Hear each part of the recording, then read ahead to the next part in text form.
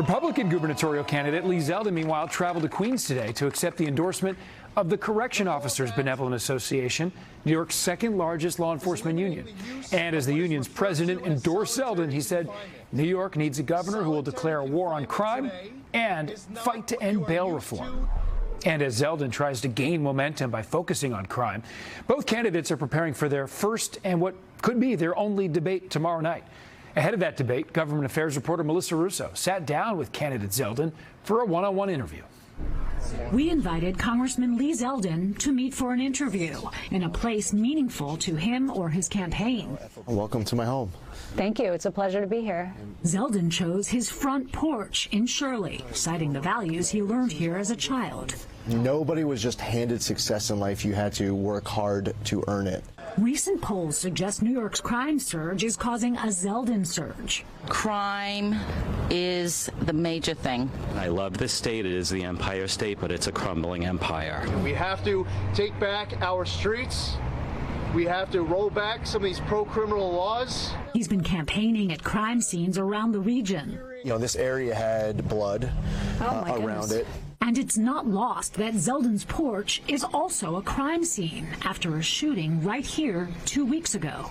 One of the people who were shot was laying down underneath the porch. One of the bullets actually hits the fence right here. And quite frankly, if I, as a candidate for governor, as a sitting United States congressman, can have a drive-by gang-related shooting on my front yard, it can really happen to anyone. The Republican congressman says the state's bail laws are broken and that Governor Hochul's efforts to fix them fell short. Democrats in the legislature insist those laws are not driving up crime. What could you do to convince a Democratic legislature to roll back bail laws that Kathy Hochul was unable to do? Let's just say that they aren't willing to come to the table. What I have expressed is that on day one, I'll declare a crime emergency here in the state of New York, and that will suspend cashless bail and some of these other laws. Zeldin says that emergency maneuver would force left-leaning lawmakers to the table. Those lawmakers say it's a dangerous power grab.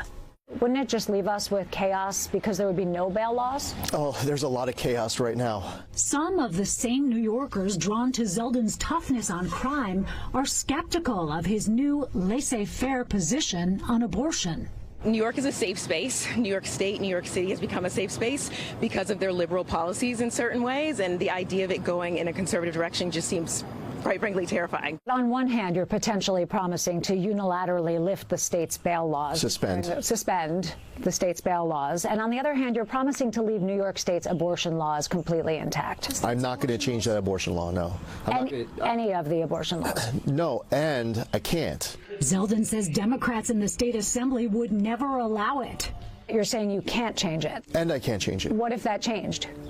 I will not, and I cannot. So if Republicans took over the State House in Albany, you would not attempt to change the state's abortion laws? I have pledged that I will not change New York's abortion law. I will not change and could not change New York's abortion law.